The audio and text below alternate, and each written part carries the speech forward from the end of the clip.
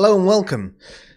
Tonight we're going to be talking about discourse on the internet and how it can be tiresome at times for many reasons.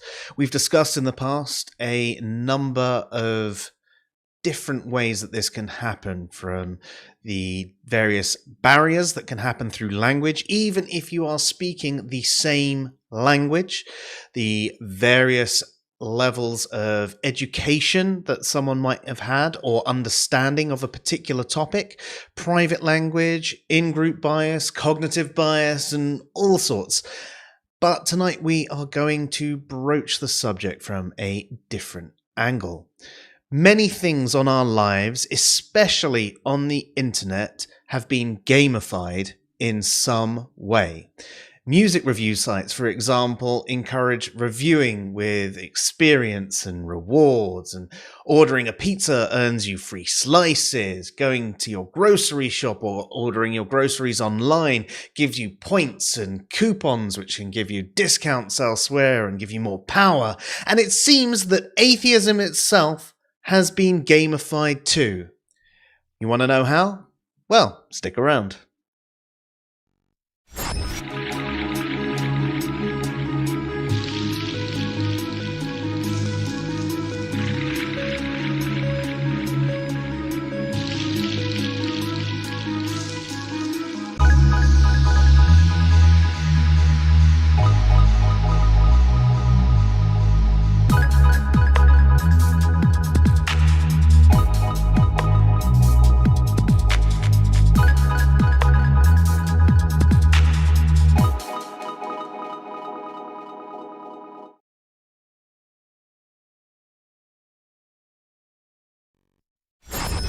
So hello and welcome to the Sci-Fi Show. I'm Joe.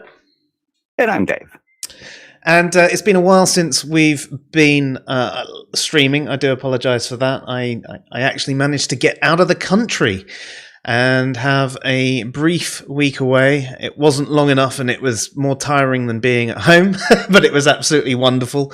I really enjoyed every minute of it, possibly too much. When I found out that they had Jim Beam on the all-inclusive plan, it was like, hey.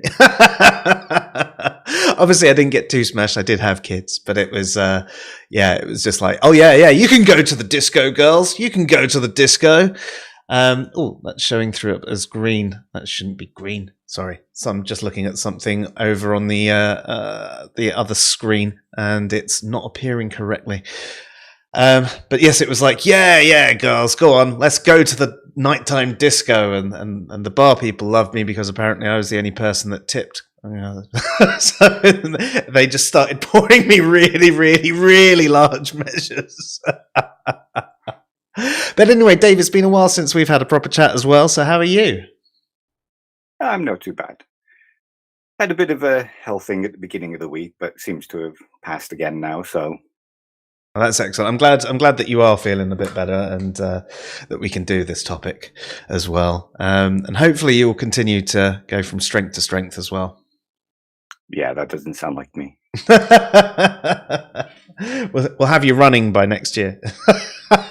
I'm already walking 3 miles a day. Look, I've even lost weight.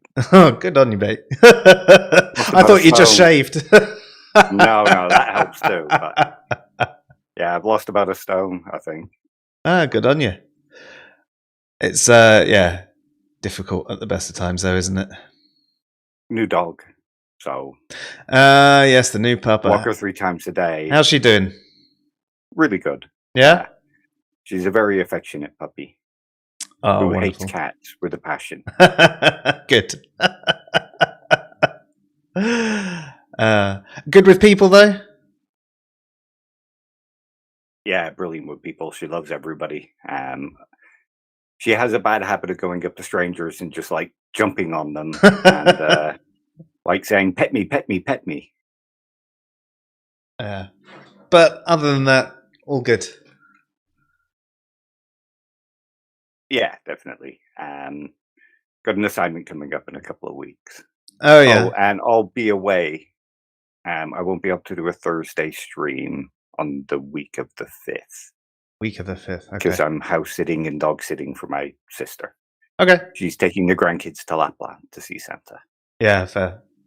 That's yeah, no, that's fine. I think I've got a few spotty days coming up. We might have to either consider doing other days or just accept that we're going to have a few days off.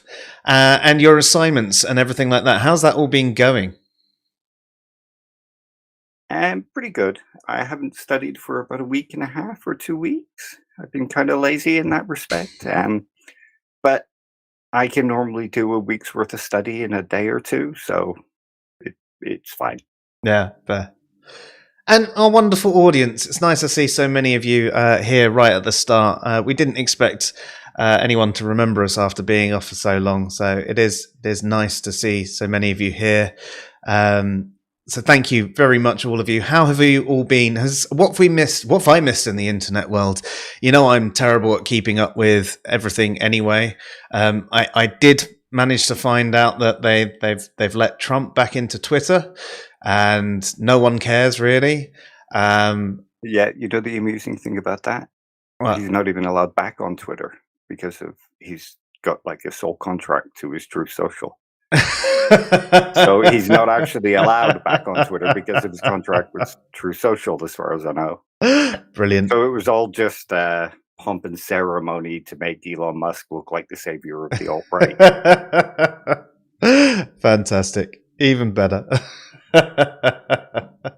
And obviously, ladies and gentlemen, obviously we've been off for a couple of weeks, and every time we go offline, weird things seem to happen to things like sound levels and everything like that. So please let us know if there are any problems on the airwaves.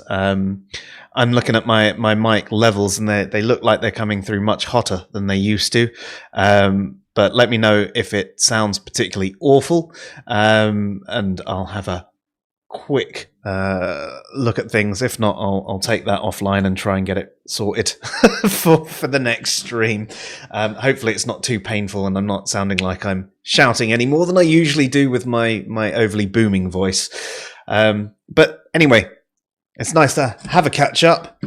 But we are here for a particular reason, and that reason is to talk about the gamification of atheism. Now, Dave and I are both atheists ourselves. I know those of you in the chat all know that, and those of you in the chat know that when we say atheist, we mean we believe gods don't exist. We accept that it's true that gods don't exist.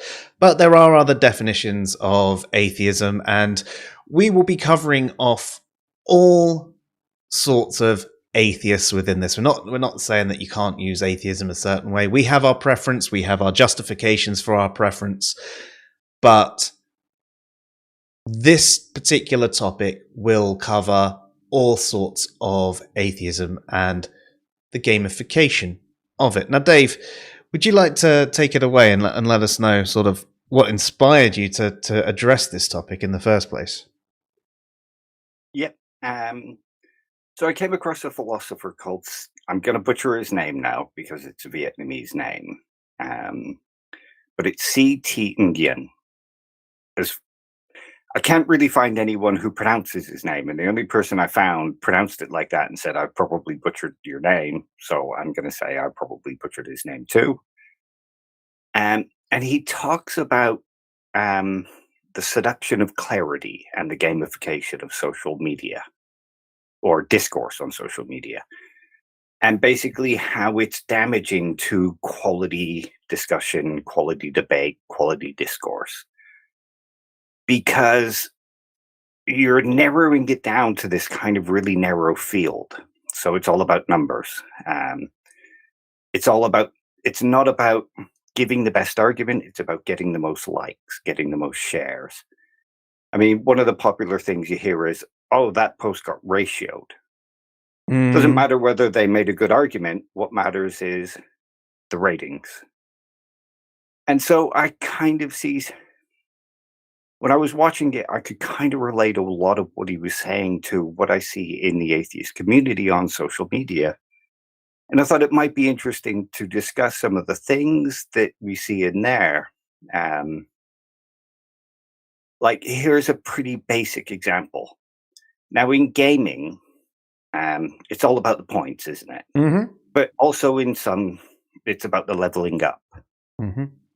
Now, if you think about a lot of content creators, they want to get bigger and bigger. They want to be not the top creator, because let's face it, nobody's going to be Matt Dillahunty, nobody's going to be Aaron Raw, but they want to get bigger and bigger. They want to get that bigger audience. And the only way to do that is to have those that are bigger than you promote you. Mm-hmm. And the only way that those bigger than you will promote you is if you're saying the right things or already getting popular. And the only way to get popular and level up is to say the right things. And by that, the beliefs can be manipulated. They can manipulate the discourse by saying, this is what you must say. So it's not about the quality of the discussion. It's about enforcing the rules and playing by those rules, just like any game. Yeah, and I suppose we can say, I mean, if we talk about a particular social media platform, I mean, this could relate to any of them in particular. But if you think about, say Twitter, you've got your likes and you've got your retweets, and they're almost like, a like is pretty good, but a retweet, or a quote tweet, whoa, that's even better. And then, how many comments come off of it and how many different trees and all of that sort of stuff. And as you say, like if you've responded to someone and you've got more likes than the original post and more retweets than the original post, yeah, it's called, that post got ratioed. And sometimes it's not necessarily anything particularly great that someone has responded with, is it?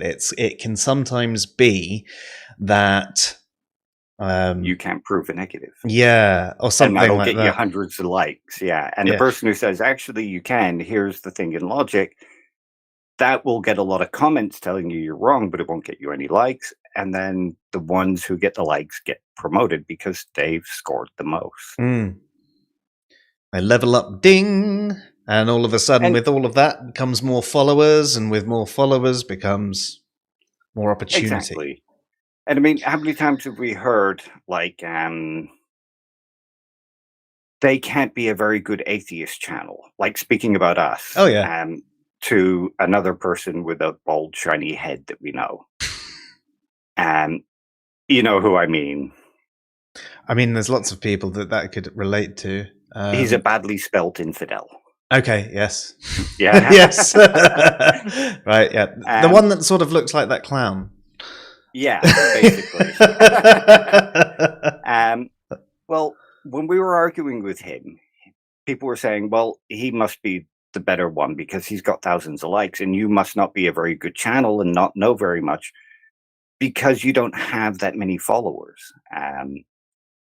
And all it takes in the atheist community to get followers is to just say you're an atheist channel, but that's not true, as we know, because we don't play by those slogans and by those rules, and therefore we don't get people on our team. People want to be on the bigger team. They want to be on the team that appears to be winning, so that, it all starts to get gamified in that way. Yeah, because we do our best not to play the game. We might get absorbed into some of the behaviors at times, especially when frustrated.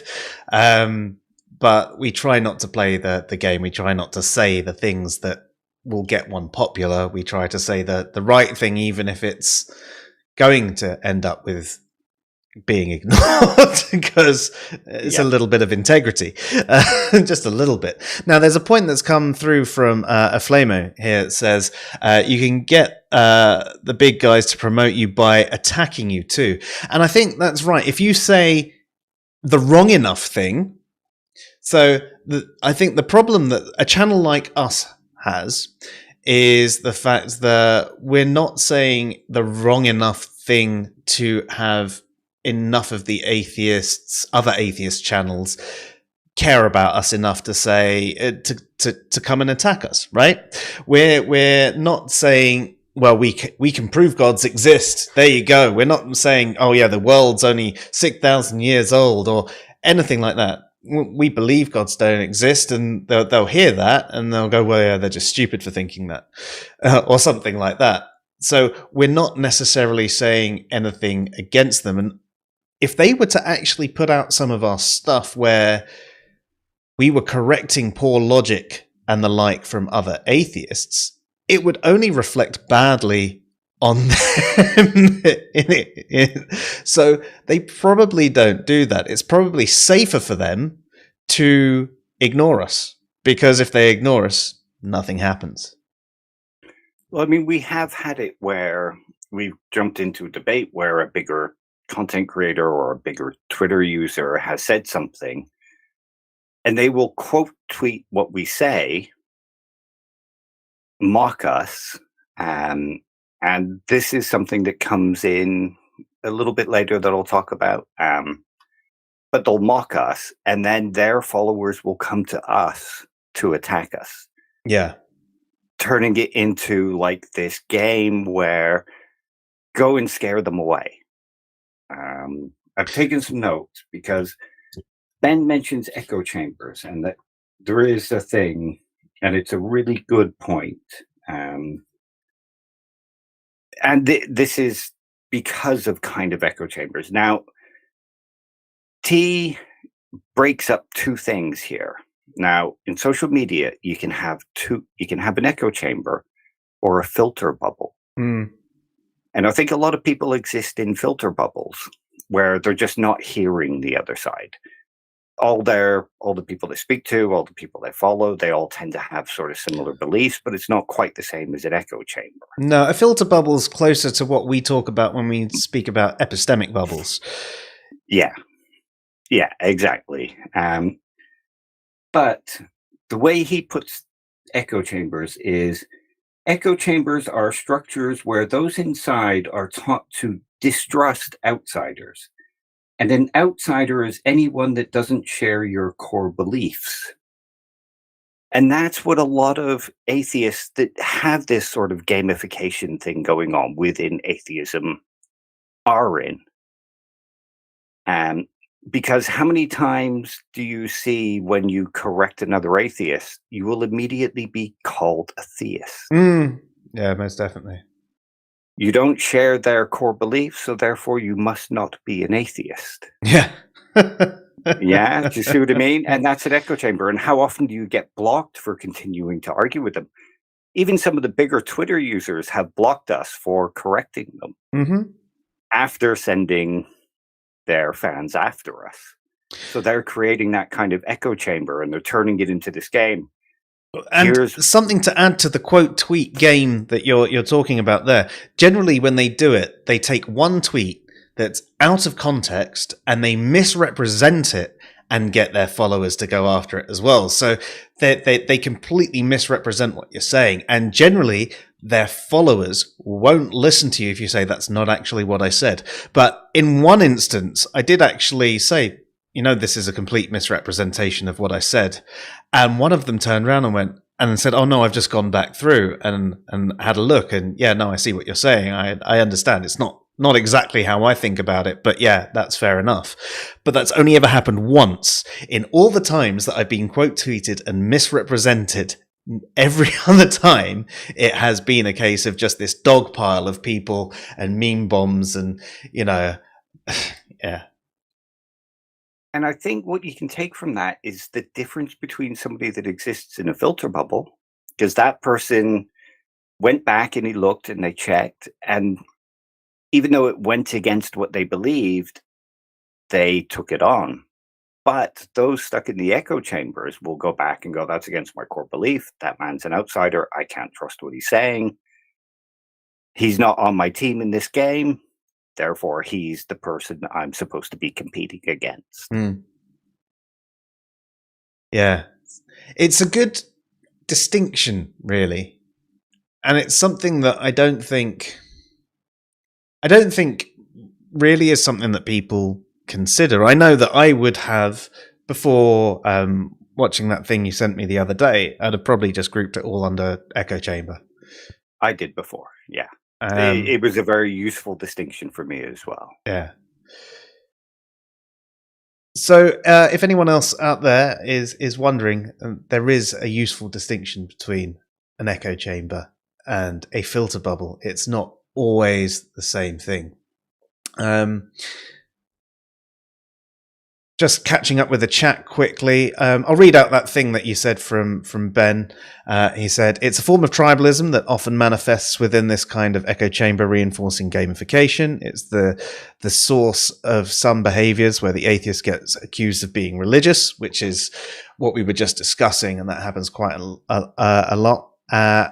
Well, here's another thing to add to that, is that T mentions that these kind of echo chambers can also take on kind of cult-like structures. Very much so. And yeah, so you have these people that can't be criticized because they're at the top of the cult.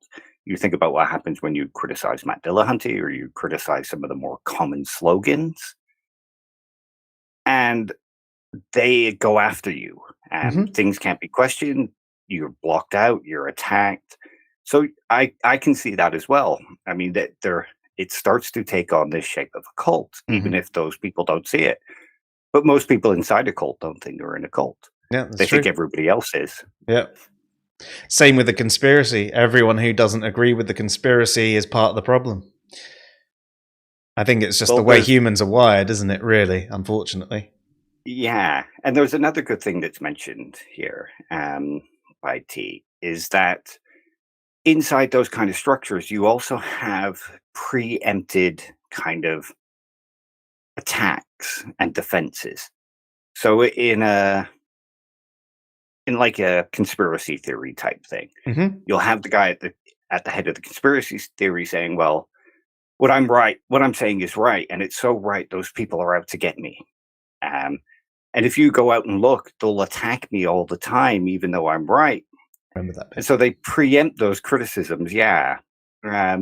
And now think about some of the arguments we've heard from within the atheist community where it's, well, you can't trust that dictionary because that dictionary was owned by a religious person. Do you see what I mean? And you think about the American atheists, they do it themselves by saying these previous dictionaries were tainted by religious beliefs in the culture at the time. But that's not what atheism is. Atheism is what we say it is and only what we say it is. Very much so. Yeah. I mean, there was even that one, that author guy, Roman or whatever, who went off with his old conspiracy theory that all dictionaries were bought by religious people in the 80s to change the definition of atheism. Yeah. Right, okay. So, you can see that sort of structure going on within certain parts of atheism, who are turning it into this game where this is my team. These are the rules you play by. If you don't play by these rules, you're one of them. Yeah. You're the enemy. Yeah.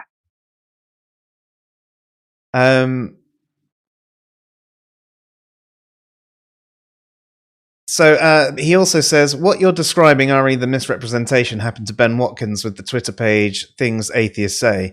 They piled onto a point he showed was philosophically grounded. Guilt everywhere. Yeah.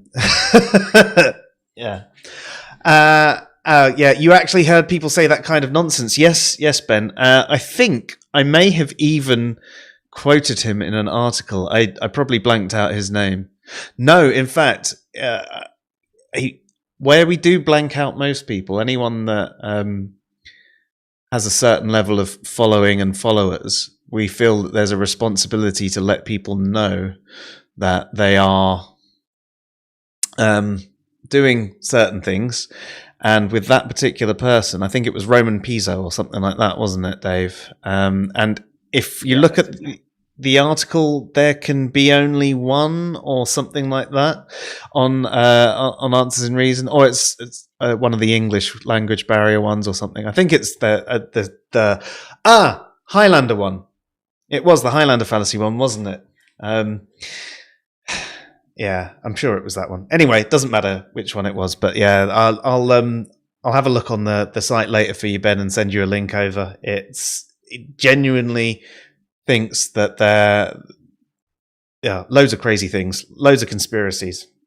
And it was my fault that I didn't agree with him because I was tainted by religious thinking. In fact, anyone that didn't agree with him was tainted by religious thinking. That was his thing. If you don't agree with him, you're tainted by religious thinking, which ties back into, again, everything that's just been said. There was one other question that I saw come in earlier, but really weird. I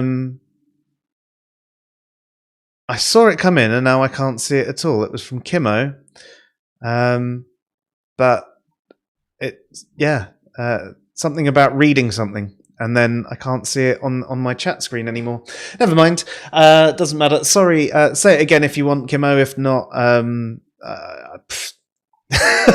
we'll move on. And yes, you're right, Ben. It is just embarrassing that, for anyone to genuinely think that. I find, though, when you're holding such a ridiculous belief as that sort of thing, it goes of two ways. And either the person does finally realize that they have a faulty belief and swallows their pride and admits it and admits that they were wrong, or what tends to be more likely is that they start doubting it and they double down and start doing their best to convince other people of it, because they think if they can get enough people to believe it, then it must be true. They almost create their own ad populum. And I've noticed this a lot with other conspiracies, like when people are starting to doubt their positions, perhaps as anti-vaxxers or something like that. I've noticed some when they've started hearing more and more rationalizations for why their position is wrong and seeing more evidence for what's going on, and they then double down. And even though they're not actively being attacked by the directly, because all of this additional information is around there, they're suddenly pushing their position harder. So yeah, it's like they're hitting a boss wave. Yeah, that happens. Like you can sort of see that when you have an argument with another atheist and they start to lose, you'll get other atheists coming in trying to carry on the game, trying to beat you as the boss, kind of thing.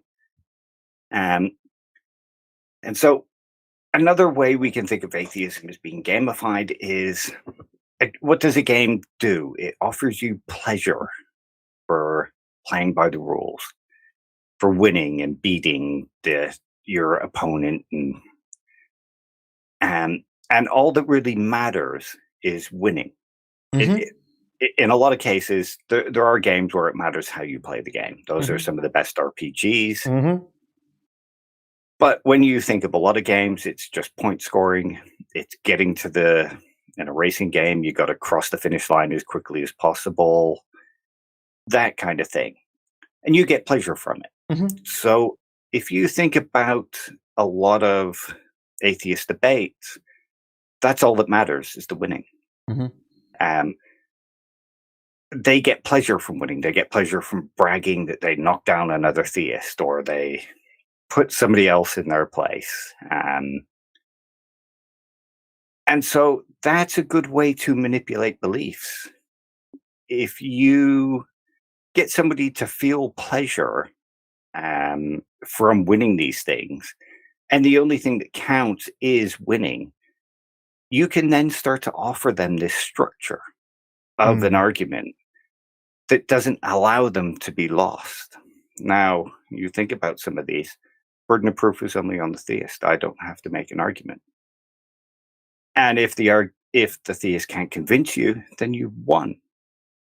So you can manipulate that belief about the burden of proof, because how often do you see other atheists get frustrated when you say, well, actually, you do have to make your case? They lose their shit. Like literally, some of them will lose their shit. And how many of the bigger names do you see promoting that? Randolph Richardson does. Matt Dillahunty is popular for it. Nope, atheists don't have a burden of proof at all, in any way.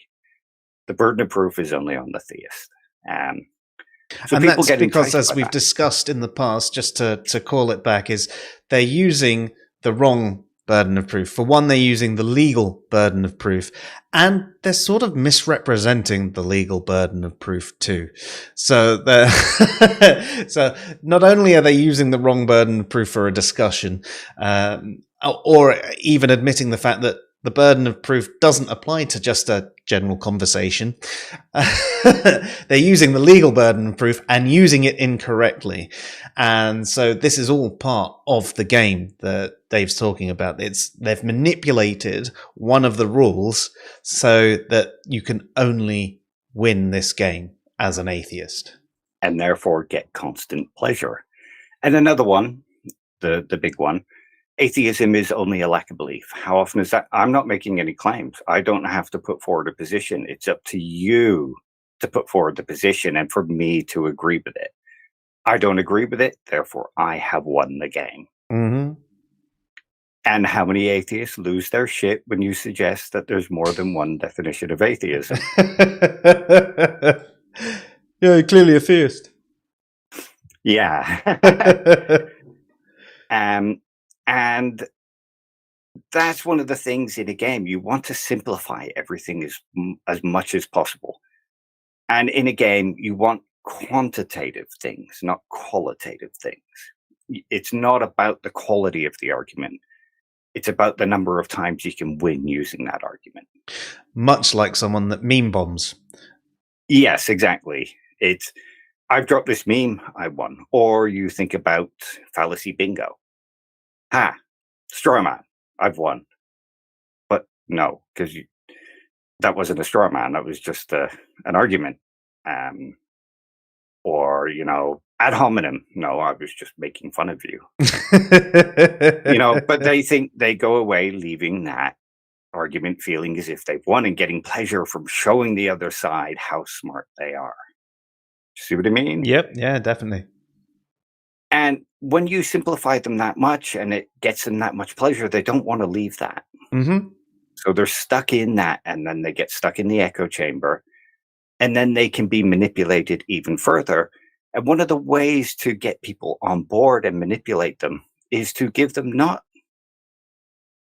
deep arguments, not sort of very, like when you think about things, most things in life aren't simple black and white things. Agreed. There's a certain level of depth, but if you can just give people slogans that make them feel good and allow them to win arguments that make them feel good, mm-hmm. they're more likely to take that on board and have their beliefs manipulated. So we can see this happening from some of the bigger names in the atheist community because they throw out all these slogans. Yeah. So it really does sound like, the gamification of atheism actually sounds like a better descriptor than a lot of the things that we've tried comparing it to historically. I'm not saying that the things that we've said historically don't work. They do. They're still very relevant. But the fact of the matter is this gamification actually probably describes all of the little features that we've discussed and brings it together as an overall descriptor. Because it's got the fact that you've got these rules. It's got the fact that you've got this cheat mode where you're changing the rules. It's got the fact that you're trying to win. You've got you score points. You've got the indefeasible decisions and so on and so forth. God mode, if you will. Actually, that works really well. That wasn't intentional at all. But yeah. So the question is, how do you break someone out of their game? That's pretty difficult to do, I would think, because they've got to care less about the pleasure and the winning and the scoring of the points and the actual quality of the arguments. And you see, this is one of the things that a belief manipulator has. You'll probably remember this from when you watched it, but the term maximally brain delicious. Yes. Yeah. Yeah, that was actually, I think, the point where I really got engaged. Yeah, it's such a brilliant term. Because somebody who actually cares about the quality of their argument and cares about the truth is bound by the truth and bound by giving good arguments. Whereas somebody who's only out to create these rules of the game and to get people to do their bidding only has to care about making the thing maximally brain delicious, make it as pleasurable as possible, as addictive as possible, as kind of tasty as possible. So they don't have to care about the truth. They don't have to care that there is more than one definition of atheism. They only have to care about whether they can snag people into their game.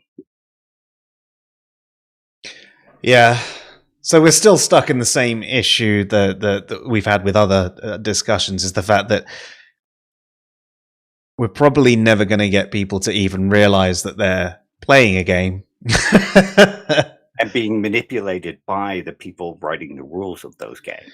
And I suppose one way you could think about it is one of the slogans that atheists promote.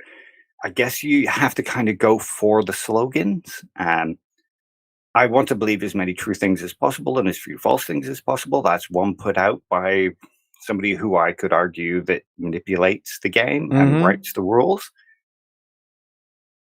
So if that is the case, if that is one of the rules, well, then that contradicts with this rule that says X.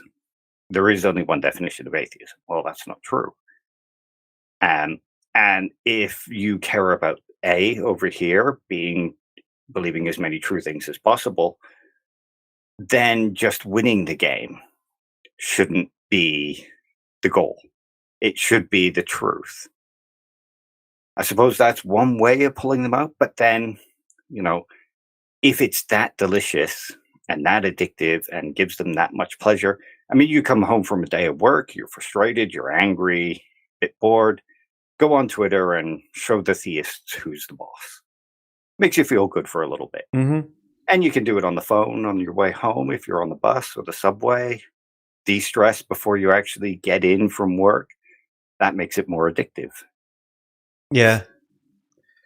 And I mean, if we're completely honest, I'm sure there's times when we have very much done that thing ourselves.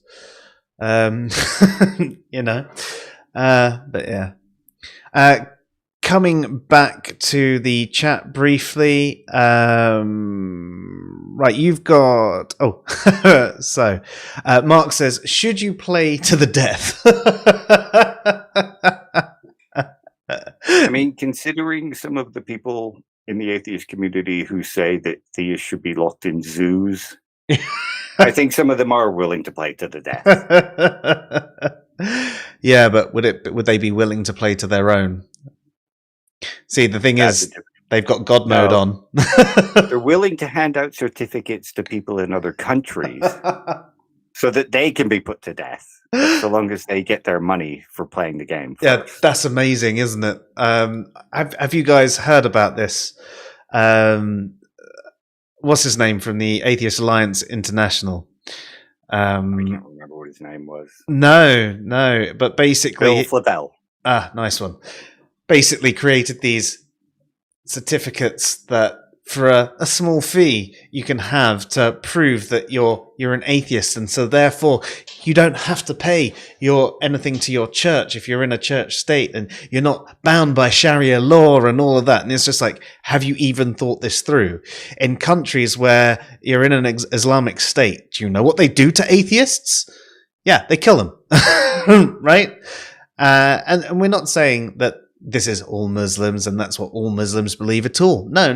But we're talking in these very strict Islamic states, these ones where people would want to be free of their religion and prove that they're atheists, perhaps, but not in that state. They want to leave that. Giving them a certificate so that they get extra atheist points. And again, there you go. It's sort of, this proves you're on my team. Do you see what I mean? This bolsters our numbers on our team. And the whole team thing is also a good explanation for why You're either theist or you're an atheist. There is no other side. Because most team games are played with two people, or at least at the same time, even when you're looking at, like a game of football or anything like that, two teams are playing at a time. There could be other teams that come and go, but that's not how it happens to these people within the atheist-theist debate, because that's all there is. It's atheists versus theists. And if you're not a theist, you're some form of atheist. And if you're not an atheist, you must be a theist. And if you're an atheist, you must abide by these slogans, these rules. Even though, there is no commandments in atheism, you try going against some of those slogans and some of those rules, and you'll soon find that these are very much the rules of the game in a lot of the atheist community. Oh my God, you say you can prove a negative? You must be a theist. Well, actually, you can't prove a negative is a theist argument that you're just repeating and have adopted as an atheist argument. And actually, you can prove some negatives. So I don't understand. I don't understand why atheists are using theist arguments. They don't realize they are. They think it's a get out of jail free card because, you asked me to disprove God. Well, atheists only lack a belief. And besides which, you build on those judo throws more and more. So you already have these defenses for when somebody brings something up. Doesn't matter whether those defenses are correct, well thought out, as long as you have the slogan to throw out. Yeah, because I suppose when you're in a situation where none of it is actually mediated or anything like that,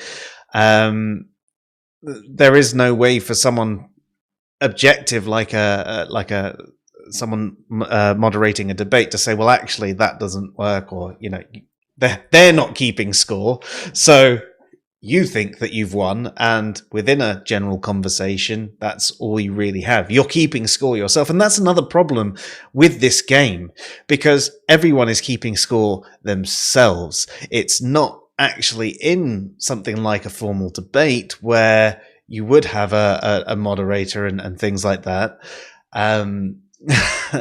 So... Well, there is a score being kept to some degree that we mentioned earlier. Within the likes ratios and all of that, and ratioing things, and then there is that, but then all of that is predicated on a massive in-group bias. Oh yeah, absolutely. But they don't think it is, because, the atheists are the smart, rational one who only believe things on evidence. So, oop, you frozen? Oh, no, okay. Sorry, yeah. But because they believe that they're rational, they're logical, they believe things based on evidence, they don't accept things without evidence. Therefore, if I've gotten lots of likes from an atheist, then they must be unbiased, because atheists take things on rationality and logic, not on feelings. Yeah, I know they feel that's true.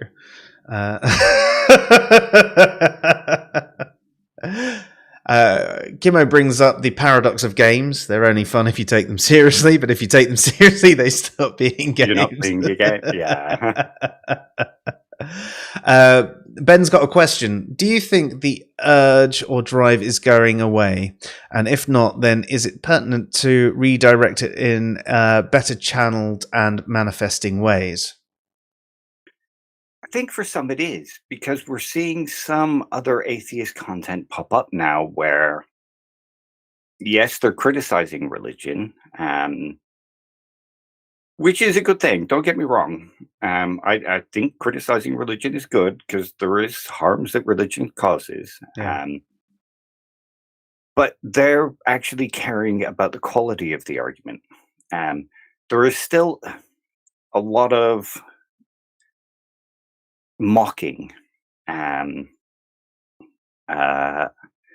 still a lot of that goes on, and a lot of the point scoring and the yay atheists. But we are seeing a slight shift. And I think possibly you could channel into another thing, one where the quality of the argument counts just as much as winning the argument. And in a place where you're surrounded by people who are going to force you to make the good arguments. Mm. And they're not going to clap you on because you could do a handstand and make fun of theists. They're going to clap or yell straw man or ad hominem. They're going to clap because you've made a good argument that's convinced them. Mm. Or in some instances, you made a good argument that hasn't convinced them. I mean, I appreciate a conversation with someone where I've disagreed with them, but they've given me something to think about. They've made me doubt a couple of things. And even if they haven't convinced me there and then, I take it away. And it might be that once I've had time to think about it, I'm in the same position. But sometimes I go away and I have a think about something and I come back and go, okay, I based on what you said and what I've looked into since that, I can't actually hold that same position anymore. So I need to, look into this thing more or other options. But I don't think that the majority actually see things in that way. I think more are looking to play the game. Because they get pleasure from the game. So if you could redirect that pleasure to, you haven't got a gold star because you've managed to make fun of somebody. You got a gold star because you made a good argument. And the gold star is what gives us pleasure, isn't it? Yeah. So if you can redirect that in some way, then I think you could possibly change it. But then you have the problem of the bigger content creators. Nobody wants to go against the in-group. So the in-group, atheists, obviously, they have to start holding the others accountable and saying, well, look, you know what? You're making us look bad. The actual atheism itself is more important than just cheap scores, cheap wins. Because, yes, okay, there are people that deconvert out of religion because of the whole, you have no good reason to believe. But it's very few. And most people don't want to speak to the atheist who is just arrogant and aggressive and ranty. They just don't want to speak to him. So if you go in, you have a better chance of convincing people. If you can actually make good arguments against what they believe, there's still going to be assholes like Frank Turek, but we have them in the atheist community too. Yeah. So yeah, most definitely do. And I suppose if there are enough people that, I mean, Frank Turek's the sort of person that if enough people actually ignored, would go away. I'd say if it wasn't for the number of atheists responding to someone like Frank Turek, he would probably just disappear, because I reckon there's more atheists that respond to him than there are actually theists who think he's got a good idea. I like making fun of him. Yeah. Yeah. I mean, it's a cheap thrill at the end of the day. Every now and then you do need a dopamine fix. But yeah, I suppose if there was someone that created a site that had various ratings, sort of like a debate-based site, that actually rated the argument better. And when people were voting on the winner, they actually had to perhaps provide a justification for what they liked about the argument themselves. And then their voting was then rated as well by, say, like a moderation team, so that they could be sure that there was no bias going on. I think then you'd get to a point, I mean, it's a bit complex, obviously, but you'd get to a point where you'd have a fairer system. But then the issue would be getting people over there that weren't just looking for the cheap thrill of the meme bomb and the like. And you would still probably have people cheating the system, because it's still a digital system that would be open to abuse.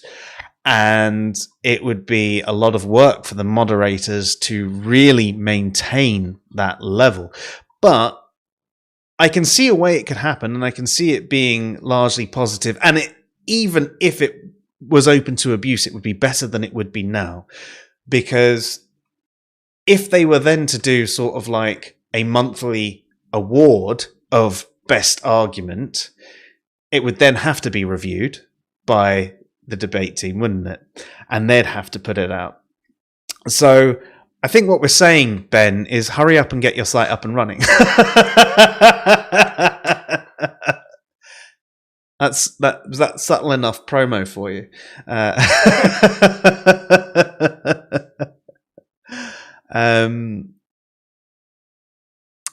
Catching up, sorry. Kimo, on the courtroom point that we made earlier, says even in courtroom, or maybe especially in a courtroom, the burden of proof or onus of evidence shifts all the time. Once a side makes a prima facie case, the burden rightly changes sides. Yeah, that's the whole point. It's basically the easiest way to think about it is like a game of badminton or tennis, or kicking a ball back and forth, throwing a ball back and forth with someone. Yes, the original burden might be on the person making a claim. Cool. But there's still, well, I don't accept that claim because, rather than, it's not evidence. You need scientific evidence. Well, do you know what? In a courtroom, do you always need scientific evidence? No, people are actually convicted on testimony alone. And testimony is one of the worst kinds of evidence. But with enough corroborating evidence, or testimony, should I say, it can be enough.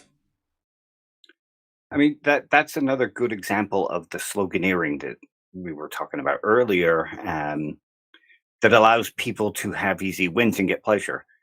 That's not evidence.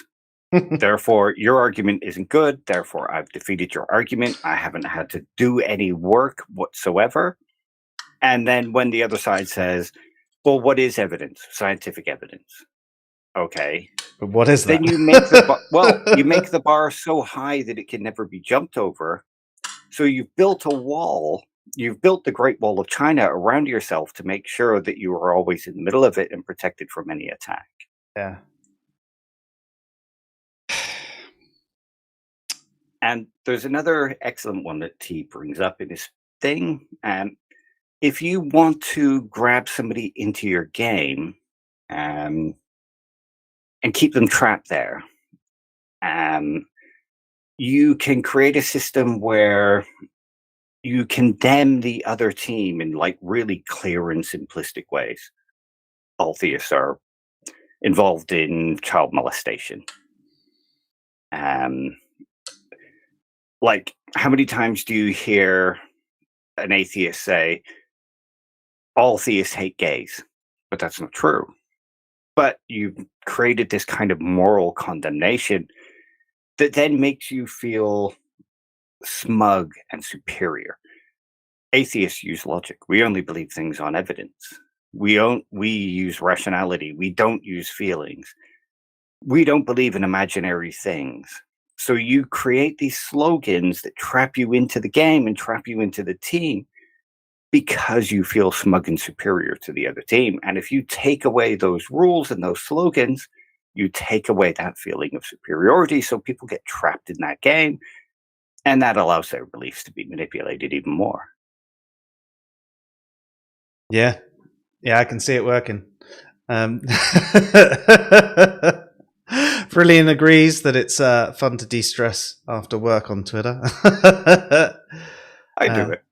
Yeah, I think we all do at times. I know there are. I mean, sometimes it can cause stress as well, but there are times when you're on there, and I think it's usually a bad atheist argument I'll focus on, but sometimes it's a really bad theist argument too. And I probably won't address it as much as I would say in general we ought to behave. I might be a little bit glib with it. I might make fun of it or be overly sarcastic rather than try and address it seriously first. And I don't get me wrong. I'm not saying it's necessarily right to ever get to the point where you're making fun. But I think there are certain times when you've tried enough, flippant comment as you leave, like fine. At the end of the day, you shouldn't go in like that straight away. But as much as I say you shouldn't do that, I'll admit I do at times, and especially to certain people. If I've had an interaction with them before, and I know that there's no point in actually having a serious conversation with them, I'll just poke fun at them. Yeah. Rule 364: as an atheist, you're forbidden to correct the in crowd. It's true, though.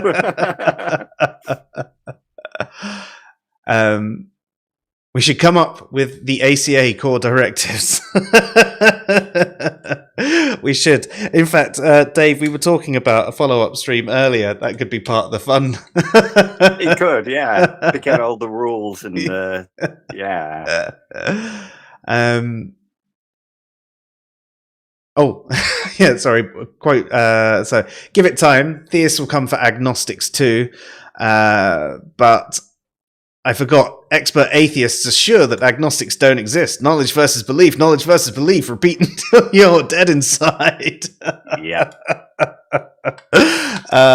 Yeah. I mean, there are so many bad quotes and slogans from a side. I mean, that I guess we're technically on. That claims to crave accuracy as much as ours, and truth and rationality and knowledge. I mean, I think part of the problem is we don't actually know what knowledge is. Most atheists, when they're talking about knowledge, they're talking about certainty or awareness, knowledge of, rather than knowledge in sort of any epistemic sense. So that, I think, is actually the first problem there, but I could be wrong. Probably going off topic there, though. Viridian goes, Turek's the first name that came to mind, too. Yeah, I mean, if there's someone that's popular low-hanging fruit, it's Turek. Yeah, Ray Comfort is dead now, so... Like, he's not dead as in, like, dead. I was just going to say, I didn't hear about that. Yeah, no, nobody goes after him anymore. No. It's now Frank Turek. Because Frank Turek's got that slightly bigger audience, he's got that slightly bit more veneer of respectability. So that's who they go after. It's probably because, the whole banana thing destroyed Ray, didn't it? He's still going. Yeah, but I think I haven't seen him pop up since that whole banana thing. That banana thing was like the last thing I saw anyone actually make fun of with him. It's almost like they were like, right, that's it. You've done it. You've got us to the point where there's not even any point making fun of you anymore. You just do it to yourself. Well done. Yeah, sort of a flogging a dead horse type thing.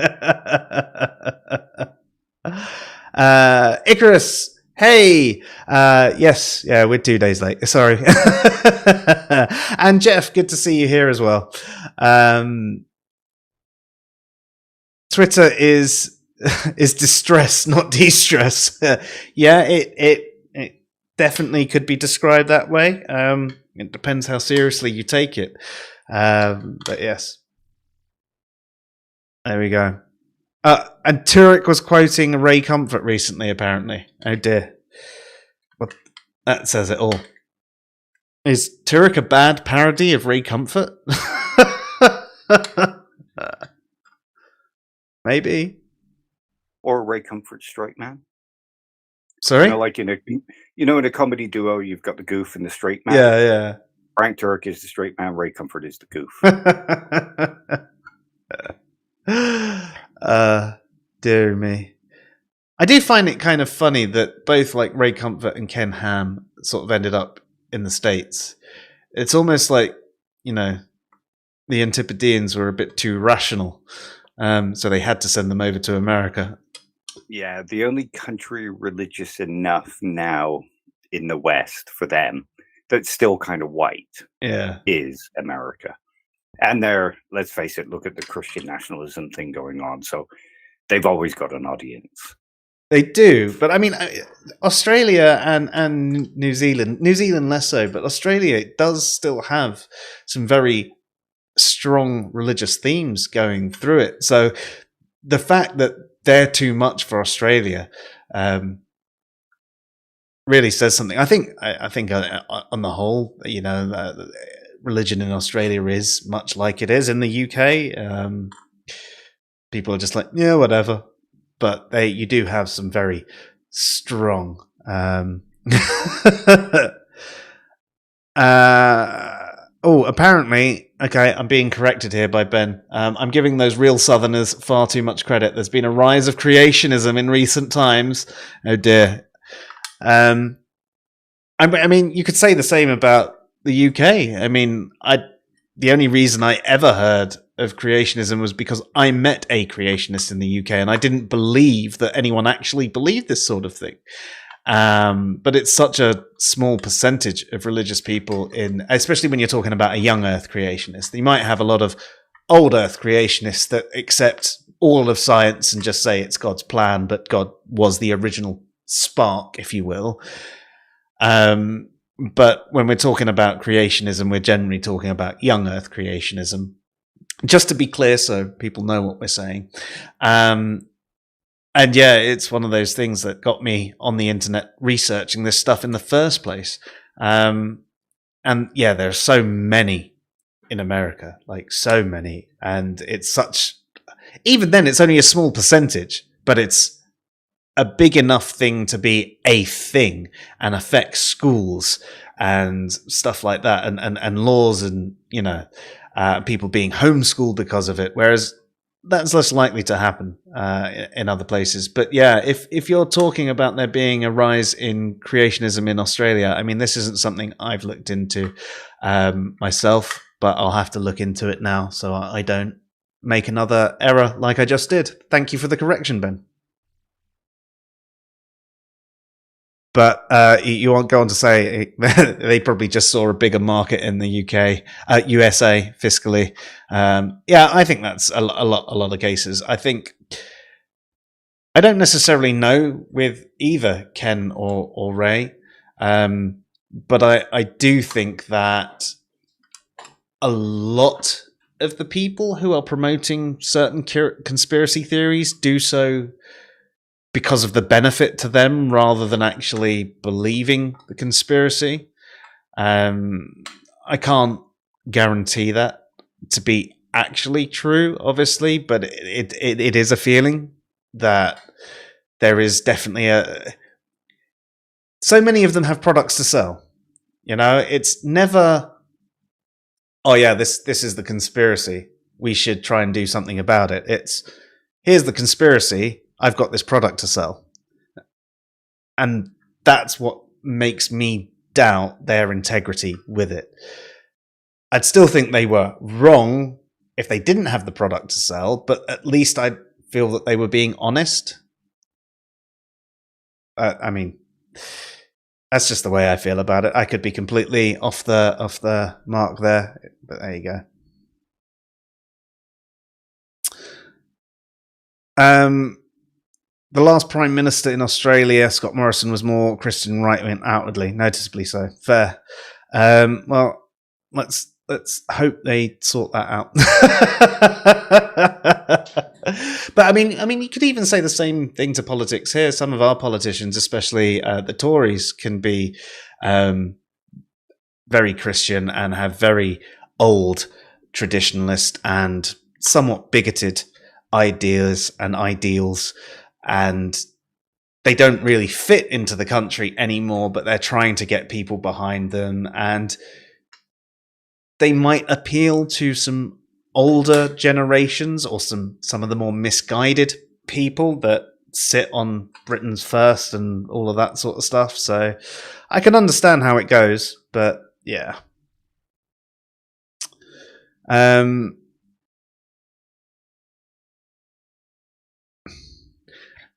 Jeff reckons that given some of my run-ins with flat earthers, there's definitely quite a number of them that are just making videos about it as a grift.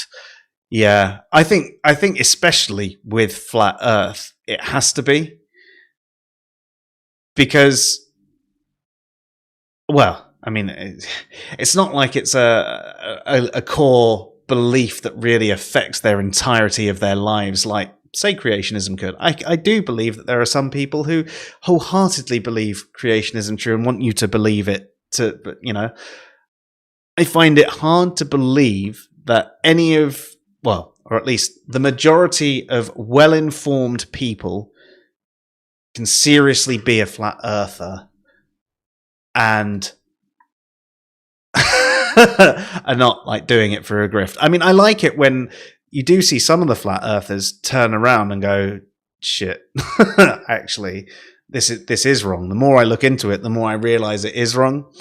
But yeah, I suppose though, apart from content money, you know, super chats and all of that, what can a flat earther make out of it? It's, you know, I mean, the anti-vaxxer that sells their essential oils and alternative medicines and things like that, they've got something going on. They've got a product that they can sell. What can the flat earther actually sell other than their live streams and the like? There's quite a bit of money in that. There's also like God, I can't remember his name. Mark something. Goofy guy in America. He did a speech over here. He was in Anglesey at some point. They create sort of conferences, and they charge people to come to the conference, and money is made out of that. Books are written, make money. Mark Sargent, that's it. Thank you, Jeff. He made quite a bit until it all started crumbling down around him. But there are a lot of people that get the super chats because they're doing something similar to what a lot of these atheist content creators are doing, making people feel as if they're the rational one. Yeah. There is that sort of thing.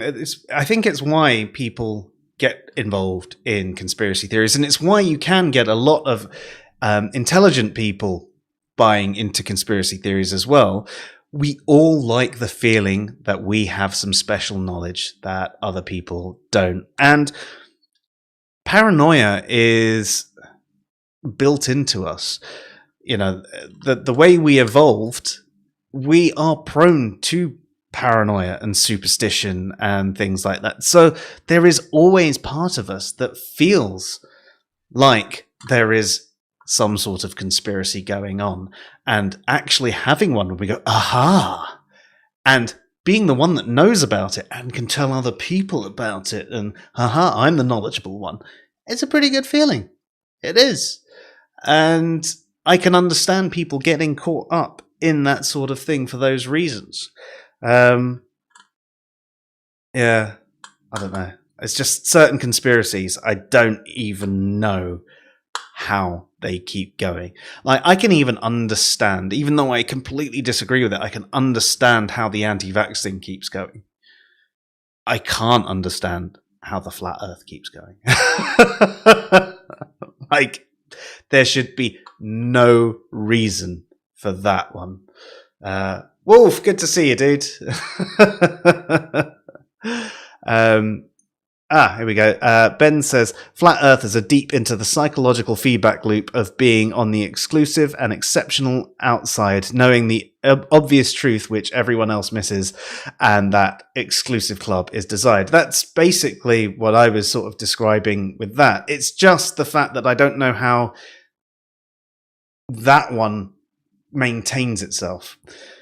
That is the bit that it's like, yeah, fair enough. I understand why people buy into conspiracies. It's just that one, that particular one. Like, no matter how much you look into it, it just doesn't make sense. Here's an idea. How much do a lot of people love saying, I told you so? Yeah, that's true. Now, if they buy into the flat earth thing and eventually it turns out that the flat earth thing is true, they can turn around and say, see, I fucking told you so. So that's another drive for things like that. Yeah, I guess it's just not enough of a drive for me. But even then, I don't see how something like that can be true. You know, there isn't anything to support it being true. So how can this particular conspiracy maintain itself? That's my question. How can this particular, of all the conspiracies, which, you know, generally, I mean, not all conspiracies are false, but let's just say a large portion of conspiracies will be false. But even those that are, do have some sort of rationalization around them, some way that you can actually say, oh, no, yeah, I can understand why you think this. You think, going back to like the anti-vax thing, if there's any parent who's ever had something that's happened to a child, things do happen. There are adverse reactions to vaccines. They're very rare, and generally they're very mild when they do happen, but they can happen. And that one parent can be so horrified by the experience, and you would be, that you spread it around and you spread it. Oh, don't get the vaccine, it's going to kill your kids. Because you've had this traumatic thing happen to you. And it is something that has actually happened. They're not thinking rationally, and rightly so, about the numbers and the statistics and about how much it actually protects you. There is nothing to support the flat earth. There was even a documentary by the flat earthers on Netflix where they went through and did the experiments and they kept on coming up as not working. And you can go out and do all the things that flat earthers would say would happen on a flat earth, and they don't happen. I don't know. It's sunk cost fallacy. Yes. And I completely get people who are in there guilty of the sunk cost fallacy. And again, that's back to my point about people doubling down when they start to doubt things. They are stuck in a sunk cost, and they don't want to admit that they were the ones that were wrong. They're too prideful, and therefore, they're going to try and continue to try and convince people so that they don't have to swallow their pride. Yeah, fair. So I guess they're playing their own kind of game as well. I know we're getting a little bit off topic of the gamification of atheism. We'll bring it back around. I've got a couple of things to add. But it brings it. It just shows that it's not necessarily just atheists making this sort of gamification. As I said before, we're atheists. We may not necessarily be always playing the atheist game. In fact, we try to avoid the atheist game. And we're not saying that other people don't play this game. And I just want to be clear on that, because I don't want everyone to think that we're just always attacking other atheists, because that's not our point. We're not even trying to attack other atheists. We're trying to raise an awareness among other atheists that these things are going on, and perhaps they need to reconsider certain things that they're certain of. And that's all I'm saying, right? So just to quickly run through a few more chat messages. Yes, Wolf, you are the only one with true clandestine knowledge. Andre says, I have to say the title is one of the best I have seen and instantly made me click this. Thank you very much. I think that was your title, wasn't it, Dave? But I made the image. Well, no, technically most of it was just Mario stuff, but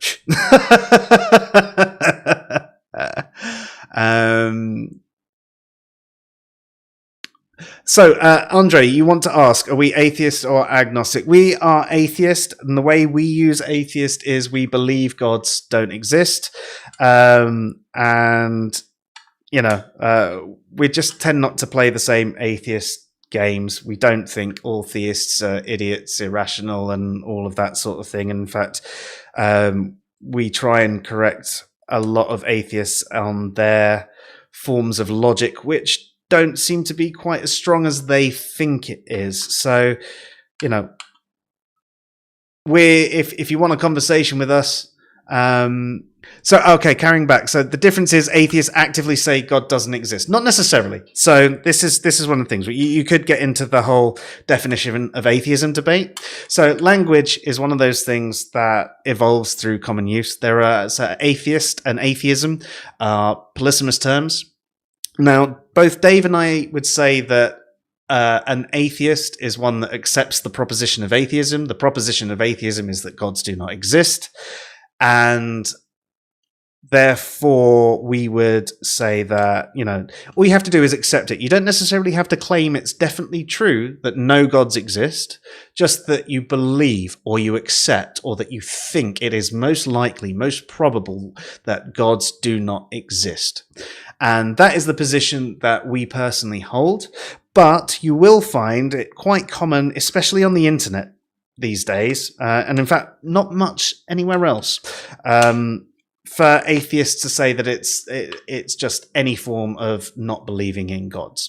So they will conflate all forms of non-theist with atheist. So the agnostic in this sort of sense, so again, agnosticism is a polysemous term, but generally when you're talking about a proposition, if you're agnostic towards a proposition, it means you suspend judgment in that proposition. So you don't believe it true, but you don't believe it false. So there can be lots of different reasons why you're suspending judgment. Even the agnostic does have a burden of proof. They have the burden of proof of why they're not convinced either way, basically. They have to... The burden of proof is one of those things that we've talked about a number of times. It's often misused, but essentially it's just justify your position. It's not prove your position is definitely true. It's just say why you think what you think. And everyone has that who's active in a conversation, at least to themselves anyway, if not to others. So hopefully those explanations, I know it was quite quick. We do have more videos on this and the different definitions of atheism that people use, our preferred definitions. We've got lots of articles, but that's essentially a quick rundown of it.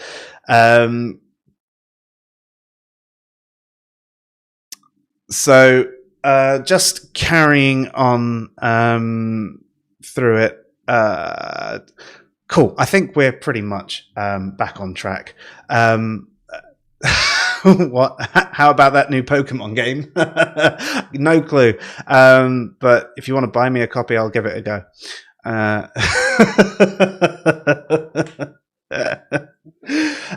So Dave, bring us back onto topic.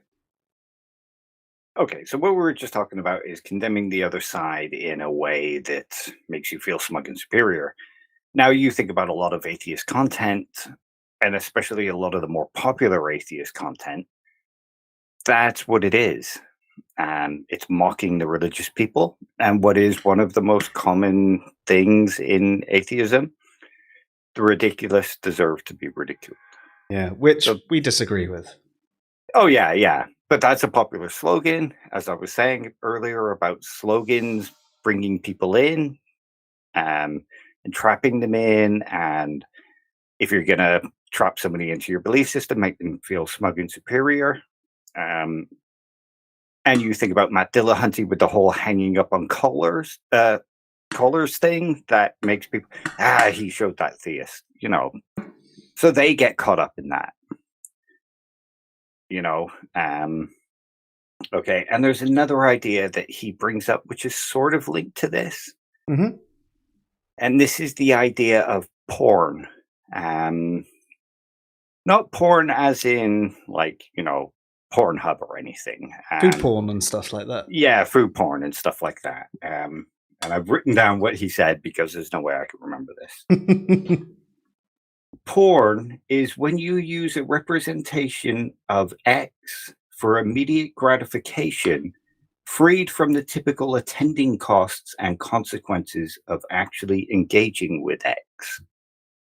So food porn, you look at the pictures and you get the gratification of that really tasty food, that kind of thing. Now, I propose here that in some sense, atheism has gamified that idea, or not atheism itself, but the popular atheist community has done that with logic and reason, and rationality. I'm logical. I'm an atheist. So they have the ability to talk about how logical they are without actually having the cost of doing a course on logic, reading a book on logic, studying logic. Mm. And how many of them get it very wrong? You know, Oh, yes. yeah. Oh, yes. Like a simple example is the clam is not a valid argument. Well, in logic, yes, it very much is a valid argument. It might not be a particularly good argument, might not be a sound argument, but it is valid. And if you knew about logic, you would know that thing. You could even turn Or, the kalam, if you clarify certain points, into a sound argument by saying what you mean by certain bits, and all of a sudden it can be a sound argument from a naturalistic perspective. You know, you can make it that just with a bit of discussion around all the points. So, yeah, sorry, didn't mean to interrupt you, that's but right. you know it happens constantly anyway.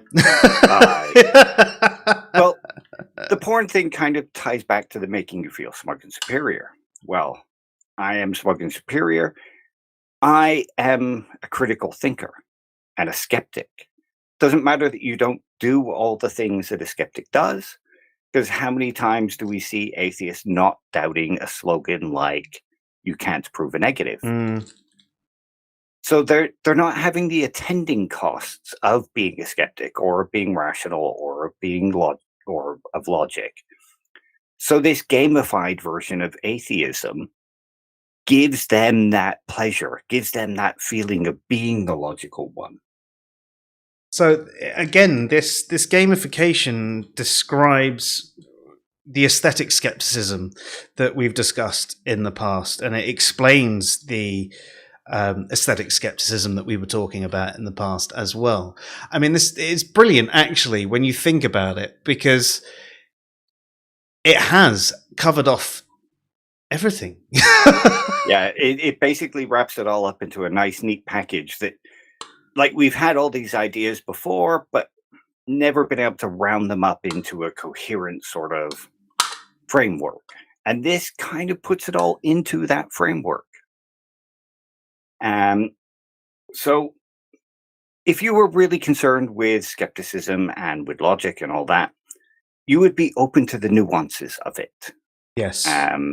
Yeah, and you would be open to being wrong. But how many of those people, those self-proclaimed skeptics, are open to nuance? Well, they're not, because you can see that just in the atheist or theist. Mm. And how many try to make arguments like it's the law of excluded middle? Yeah. Mm-hmm. And that law of excluded middle ignores the nuance of language and ignores the nuance of the logic of what's being said. So, hang on one second. Yeah. So those interested in these kind of games and in these this kind of pornified version of things, they just want simple beliefs and they want to be easily outraged, because that's one of the things. If you think about a lot of content online, a lot of it is moral outrage. Mm. Yeah, it's not the actual morality. They're not interested in the morality. They're interested in that moral outrage. And you see some of that going on in the atheist community as well. They'll be morally outraged by the actions of people, but that's about as far as it goes. They don't really care about anything else. And if they really cared about that, they would care about the nuances of atheism and the deeper discussions within atheism, but they don't. They bring it back to just wanting to win arguments. Yeah, and you know, again, the simplification of what evidence is, and there's only one kind of evidence that actually they'll accept, and again, all of these things get simplified. So no, that's not evidence. That's not evidence. That's not evidence. That's not evidence. Give me some real evidence. And so, yeah, every stage of the way there is the oversimplification going on. Oh yeah, absolutely. And that's another way to keep people trapped in this game and this belief system, is to give them pleasure by giving them these simplistic slogans and these simplistic ideas without any nuance that allows them to be outraged. And that outrage triggers a sense of pleasure in them. So they won't care about the nuance because they're getting that dopamine fix for being outraged. Mm.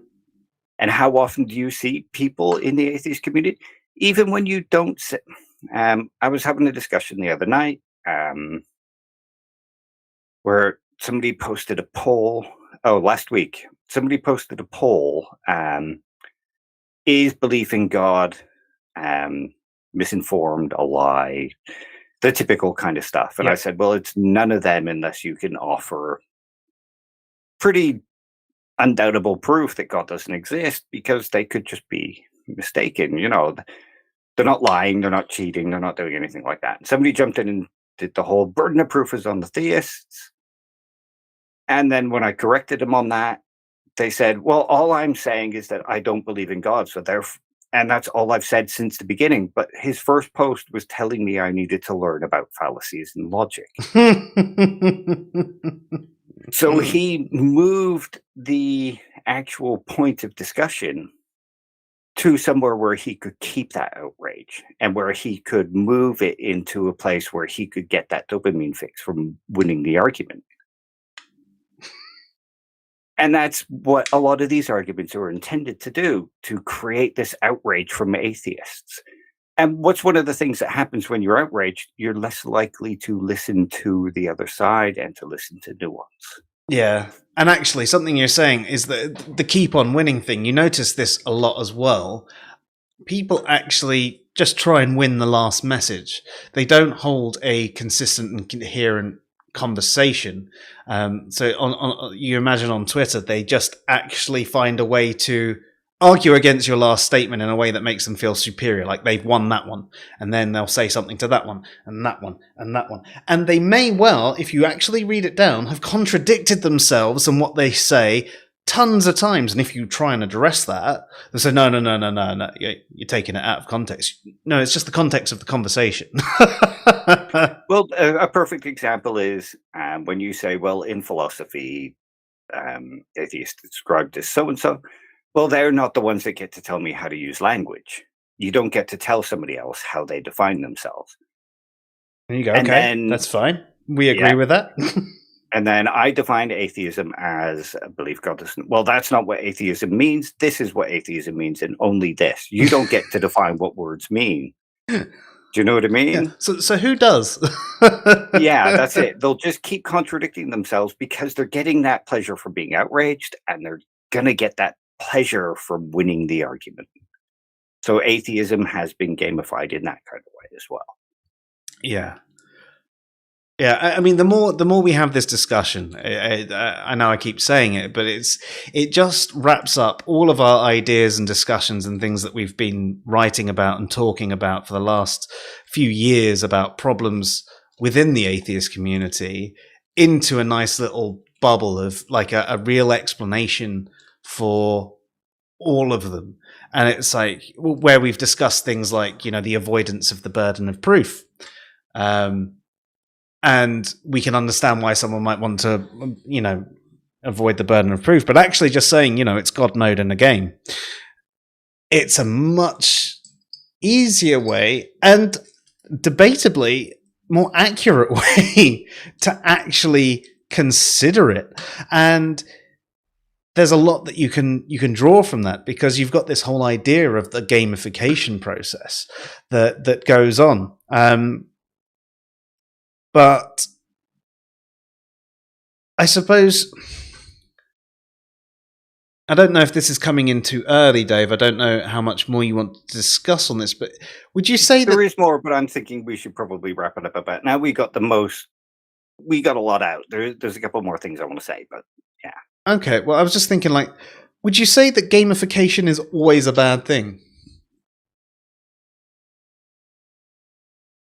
No, not always, because that's quite a broad statement. Yes, of course. That's quite a broad statement. But in debate and discussion, I think it can be a bad thing because it loses nuance and it takes away the importance of certain discussions. Like if we're going to talk about religion and how it's harmful to society and stuff, there's a lot of nuance in there. I mean, how much harm are Janists doing? But under the umbrella that many atheists do in this gamified version of atheism, the Janists are just as bad as the Christian nationalists. In this gamified version of atheism, Randall Rouser is just as bad of an apologist as a preacher. Well, no, worse. He's just as bad as a preacher that calls for the death of homosexuals. Do you see what I mean? Well, I mean, this comes back to, again, your oversimplification point, because it comes back round to, all religion basically being Christianity, and all Christianity being the fundamentalist kind. Yeah. So you simplify those morals and you simplify those claims to make everybody the bad guy. And everybody looks like this one particular thing, because if you can focus on this one particular guy and make him into everybody, you don't have to worry about nuance. Yeah, and we've seen it happen. I mean, I've spoken before about the person who proved Christianity false because it's not literally true. Okay, but most Christians aren't literalists. Doesn't matter. I've proved it false. You've proved literalism false. I completely agree. You probably account for, 2% of Christians? So, well done. Yeah. and here's the thing. There is harms being caused by religion, and Christian nationalism in America is a problem. Definitely. But you're not going to be able to combat that properly by just turning atheism into a debate game. Yeah. Because how many people are you going out into the streets? Most of those Christian nationalists aren't on Twitter chasing likes. They're out there getting people into positions of power so that they can actually do some damage. You're not doing any damage on Twitter with your 1,000 followers and your 200 likes on each post. Your 1 million subscribers on YouTube who are all caught in filter bubbles and echo chambers. That's not really going to do very much. You need the nuanced arguments. You need passion. Arguing that I won that debate isn't passion. That's self-gratification. Most definitely. Shall I quickly address the few conversations that we've got going on in the chat as we go? The Bible says, in my conversations with religious people, it usually turns out intuition and personal experience are the most powerful convincers. Most of the call-in shows seem totally unreceptive of those. And I think this is true, though. I mean, personal experience is going to be the most convincing thing to the individual that experiences it. The experience could be wrong, and no one denies that. But you think about a mundane experience that you've had. You see your friend drive past in a red car. You think that it happened, right? And the same thing can be someone that feels that they've had a religious experience. It's really real. It's really strong. It's really powerful. And as for the intuition point that Bible brings up there, it's one of those things that's hardwired into us. It's part of our evolution to assign agency, to be paranoid and superstitious. It's a survival trait. And that is why we are prone to believe things, and we are prone to think that something did it, So whether there is or isn't anything, we have an evolutionary explanation for why we are prone to these beliefs regardless. And yeah, most of the call-in shows might be unreceptive to those. I suppose it's not a really good convincing point, because my personal experience generally won't convince you, especially if it's not a mundane experience. If I did tell you that, I just saw my mate drive by in a red car, you might go, well, okay, then not think anything of it. But if I was making a bigger claim, okay, you'd probably find it particularly unconvincing. I just saw 3 aliens walk by, man. You'd probably go, Joe, have you had mushrooms again? Not for a few years, but, flashbacks, man. But yes. I can understand why they might be unreceptive to that sort of thing, though, because there's nothing they can really discuss on it. I've had this experience. Okay, how does that help anyone else? And sometimes that conversation goes on, well, you have to try and believe, man, and go through the process and then reach out to God and he'll come to you. Okay, and what about all the people that have done that and it's not happened? But you're right. I mean, personal experience and intuition are going to be the most convincing things for people in general. Ben says, Oppie used Kalam and PSI in debate with Andrew Locke towards a naturalistic necessary being position.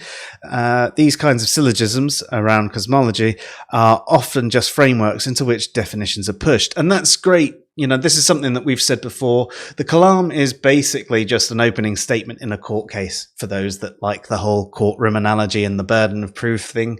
It's basically saying that, you know, these are the reasons why there was something. There was a necessary being. And necessary being doesn't necessarily mean a physical being. It could just mean that the dense state of energy in the universe, you know? And it can be. I mean, there is nothing wrong with using these arguments. They're just the start. And as you say, you then push your definitions into it. You then talk about what every bit means to you. You then explain it a bit better.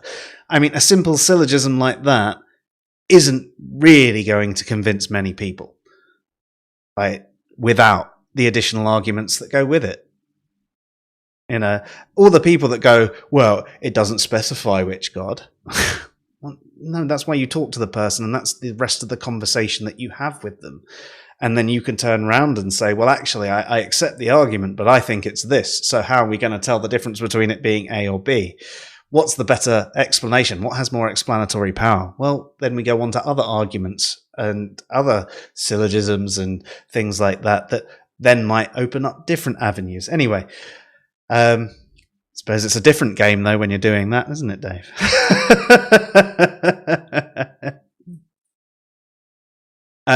Ben then goes on to say, when you see these arguments from the perspective of being frameworks into which concepts and definitions are placed to build propositions, they become tools of varying quality. Very right.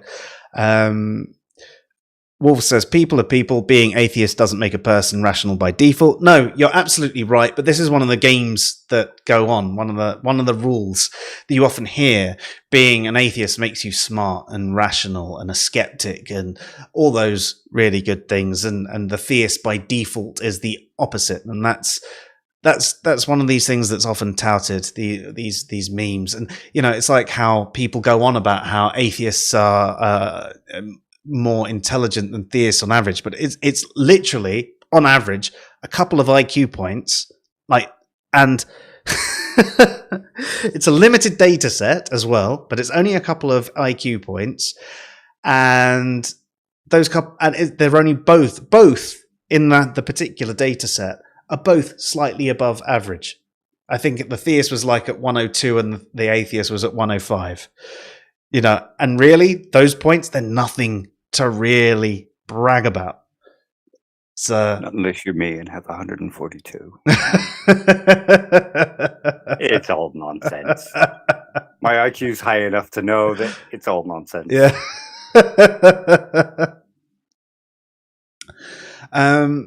Andre says, also, another reason I tend to disregard religious subjects is because it's human nature to search for reason. Something bad happened. I have bad luck. I'm having bad karma. I'm being punished. Exactly right. This ties back into the what I was saying before about us being prone to those superstitions and things. It goes on to say, being punished for my sins, but if you think about it, religion is just a crutch. I am being forgiven for my wrongdoings because I'm putting my faith in a higher being, a being that may as well be a human creation. And it's true. And it can be a useful tool for some people as well. There are some people that have used religion to get themselves out of shit. You know, I'm not saying religion is always bad, and I'm not saying a crutch is always bad. I mean, you break your leg, you're better off having crutches than not, right? And if for a time you need a bit of religion to get you through something, again, fine, right? As long as you're not hurting anyone, I really don't care what you believe. And I think that's part of the problem that happens with the oversimplification in the atheist community as well. Like Dave was mentioning earlier, when you suddenly regard all religion, all theists, all Christians, whatever, as the same big bad, you've got a problem. Because actually, the majority of religious people are good people that want to do the right thing and sometimes go against their religion because their internal compass goes against what it says in their book, or they find some justification for what that meant actually was supposed to mean. And they do the right thing. And many of them would be on side with non-theists, atheists, agnostics, ignostics, so on and so forth, in the fight against the Christian nationalists and ISIS and everything like that. So this oversimplification, this gamification, is doing harm in that regard as well, because we are pushing theists that would otherwise be on our side away from us and perhaps towards the side that we want to fight against. Wolf says, people gamify life in general. It's not just an atheist phenomenon. No, that's right. I mean, I think it happens with everything. And I think actually it can make life more interesting. I think that there are some positives that come from it. I mean, there was an app that came out that gamified workouts. You had to work out in real life and it powered up your character in the game. The more you worked out, the more powerful your character got in the game. Fantastic. I loved the idea of that. And I think that sort of thing can be positive. And I think that there could even be positive ways to gamify these sorts of conversations, but they would have to be heavily moderated and with a distinct rule set that wasn't defined by the people that wanted to win. It was defined by an objective third party. So that in itself is going to be difficult. And then it would also have to be as locked down and not open to abuse as possible. So there you go. And Ben says the same thing. You know, these are societal and zeitgeist behaviors embedded in technological developments. Yeah, most definitely. I mean, you actually think about it. You think about the structure within an army, for example, or any company. The harder you work, the better your pay gets, the better your rank within the company gets. You become a team leader, you become a manager, you become a director, so on and so forth. You know, you start as a private, you know, you end up as, I don't know, admiral, general, whatever. YouTube does it. Get so many likes, you get a community tab, get so many more subscribers, you can get to monetization. Don't break our rules or you lose your monetization. Forces you to sort of make popular content and follow the trends and all that kind of stuff. Yeah. Yeah, no, really good point. You can even think about it in actual games, like real games, like chess and stuff like that. You've got rankings. You know, they're all ranked in the world. You've got leagues and everything in football and all the other sorts. And yeah, so, wow. Apparently we're 2 away from 1,000. That's amazing. I mean, I never thought we'd actually get over 100. Like, honestly, I'm glad that we did, but I just thought that who wants to sit here and listen to two old guys chat about philosophical nonsense? It's not nonsense. It's bollocks. It's true. That's true.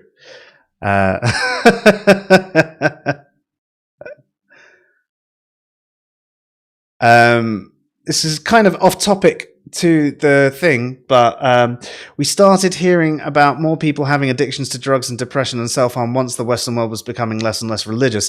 I think that you might just be having more of an awareness to it as technology improves and diagnosis improves as well.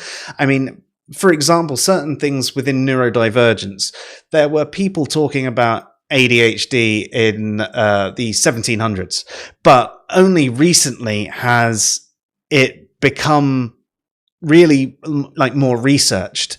And because it's more researched and people are more aware of it and the effects that it has, you're getting more diagnoses. You find the same thing with ASD. someone being on the autistic spectrum. And the same thing with depression as well. I think more people were told to just suck it up and deal with it and live in their own thing. And people had to be more private with their addictions and their depression. Whereas now it's a bit more, no, we will help you. We will help you out of this. We don't want you to suffer alone. And because we are now in a more caring world, there are more people coming forward and saying that they're struggling. There are still tons of people that suffer in silence. So I don't think that you're necessarily saying and you're saying you're hearing about more people having drugs and depression. That doesn't mean that people didn't have the addictions before.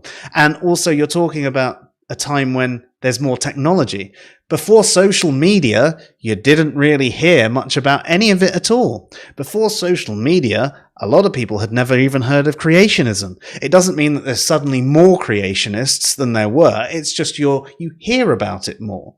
So whether you hear about something more or whether there's more diagnosis of something or not isn't the same as there actually being an objective increase in these things with less religion. As Kimmo says, there's more access to information now. People have always had these sorts of problems in life. Yeah, I agree. Probably a little bit more succinctly than I put it. I am prone to prattle on, though. Dave, is there anything that you wanted to address, or are there things that you've got left for our part 2 in the future? There's stuff left for the part 2, but something I just want to kind of end on is one of the things that the skeptic community is about breaking sort of religious and, breaking up cults. And that's sort of one of the ideas.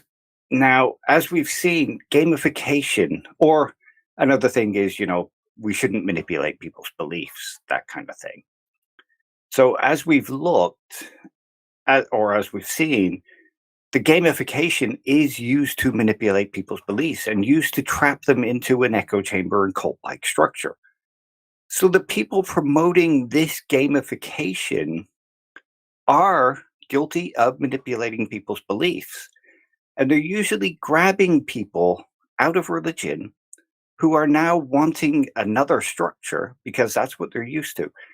And they're taking advantage of those religious people. And as atheists, we not only should we be wanting the better skepticism and the better nuance and the good discussions, because that's what we should be about as skeptics. We should be going against these people who are using this gamified system to trap people into these beliefs and to manipulate these beliefs.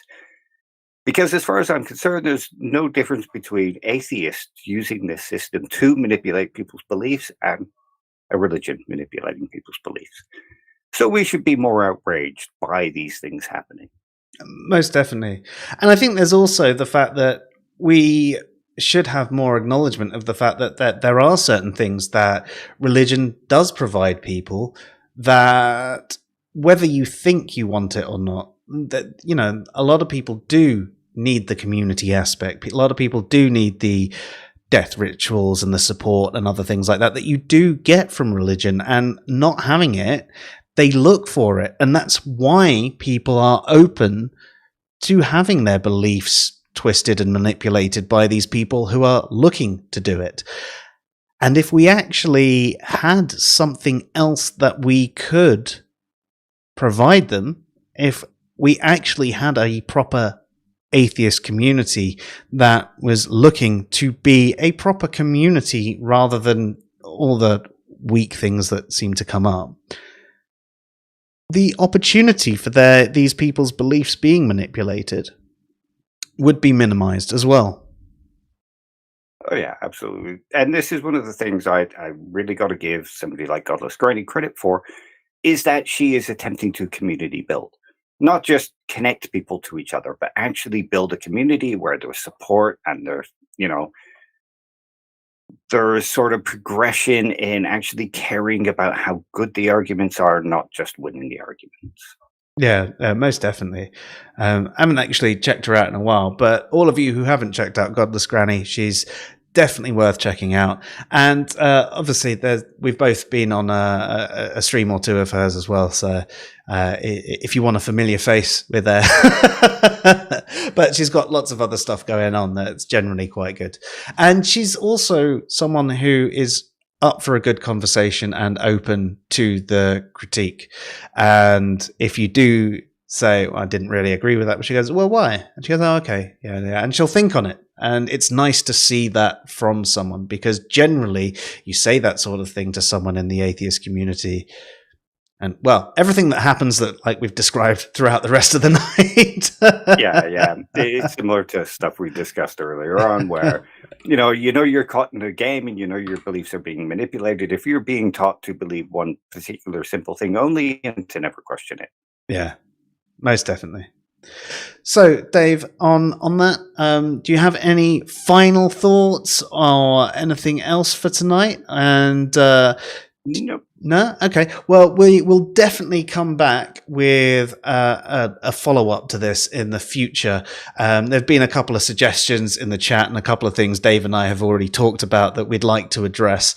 But we have kept you here for almost 2 hours already, and I know we've been trying our best to keep our streams shorter, and we've kind of failed tonight, but that's okay. It's mainly my fault. There was a lot of. I'll try not to let myself go off on too many tangents. One thing I will add is go watch C.T. Nguyen's actual lectures and presentations. One is the gamification of social media, or the gamification of discourse on social media, or something, and the clarity, the seduction of clarity. I'm just Those trying are to excellent. pull up those and drop them in the chat for people to check, actually. I'm just loading WhatsApp on my computer, but it's deciding that it's going to go real slow. So whilst I'm doing that, I'm actually going to answer a couple of questions in the chat. And Andre says, do you do streams daily? I would love to do streams daily, but no, I have a job and a family that take up pretty much all of my time. We try to stream twice a week, and we will do it on a Tuesday and a Thursday at 9 p.m. GMT. That's 4 p.m. Eastern. I know sometimes time zone changes, like our clocks go back and forward at slightly different times. So that can change things a little bit, but generally you can find us at that. If you tell me your time zone, I can try and work it out, but if you just remember 9 p.m. GMT, Tuesday, Thursday, that tends to be when we stream. We also put out other videos on a slightly more regular basis. We do some shorts, and we do some sort of 10-minute videos and 30-minute videos on some of these topics, because I mean, not everybody has as much time to, or all the time that you can to listen to a live stream like this. It can be, you want some smaller, more concise information. So we do that sort of stuff as well. But yes, I think that, I mean, one of the benefits of a live stream like this is people can actually ask the questions to us live and get a response and have a discussion about the responses. And I think there's a lot of benefit that you can get from joining in the live streams. It's just one of those things that they do sometimes take a bit longer, and you don't necessarily get a specific bit of it. You sometimes I want A, B, C, and we do A, and A takes us 15-20 minutes because of various questions that come in. So hits and misses. I mean, I love doing the live streams. I love the interaction that we get from people, and I would happily stream every day if it wasn't for, work and family and all of that stuff. I mean, it would be amazing to do. Although, to be honest, I don't know if we could have enough content to do that. We're very niche, so there's quite a restrictive. Not smart enough for that. Well, it's YouTube. You don't have to be that smart, Dave. Yeah, I suppose we could just start mocking religious people in a way that makes us smug and superior. Yes, indeed. Although, I mean, as much as we joke about doing that, it's not something that Dave and I would necessarily ever do. But yeah, actually, your next comment about atheist plays Doom. Dave and I once did something called Plato's Gaming Cave, where we played a game of Civilizations and had a chat. But yeah, I suppose we could do more content like that, Dave. You know, we wouldn't always have to have the sci-fi discussions.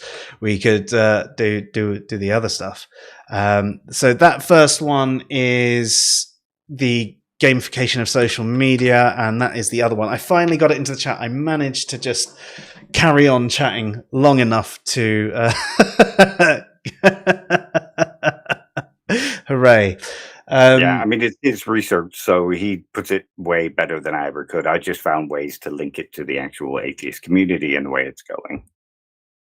Yes, and I think it was a brilliant way to do it, and I think actually it really locks down how we've been discussing about things in the past, and it just makes everything make that little bit more sense and ties it all together into one sort of thing.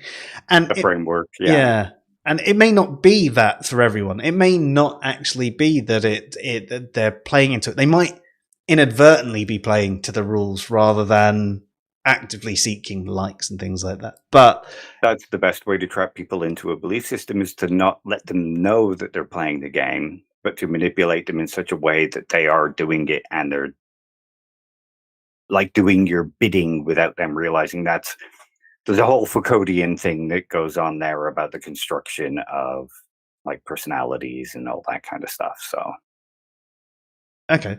Yeah, most definitely. We've discussed Foucault's power in the Yes. past, and it's a similar kind of idea to how Foucault discusses power. Yeah. No, it makes a lot of sense. It does.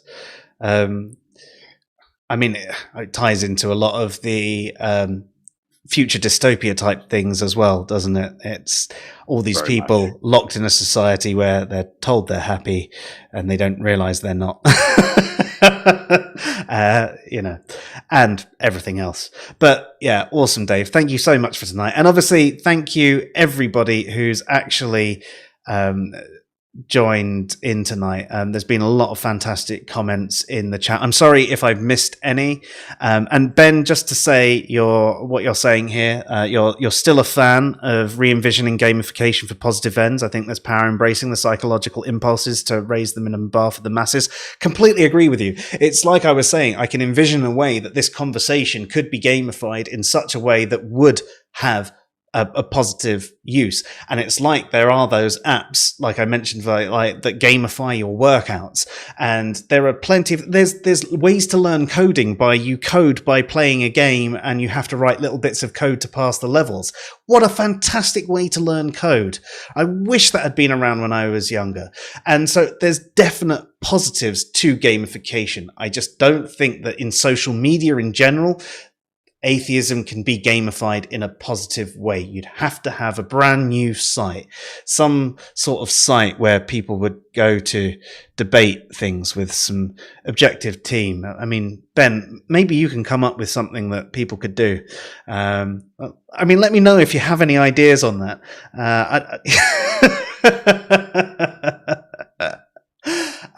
But yeah, it'd be absolutely fantastic if that sort of thing could be gamified. Awesome. Well, as I said, thank you everybody, and thank you anybody who's watching the rerun and has actually made it to the end as well. Well done. Dave, just before we go though, actually, there is something. I was wondering if you had seen anything recently that on the old YouTube that's worth anyone else checking out. Just those C-Team game videos. Yeah, they're brilliant actually. So I've dropped those into the chat, and I will throw them up at the end screen as well. So thank you everybody. Hope you've had a fantastic time. We will see you next week. Have a good night.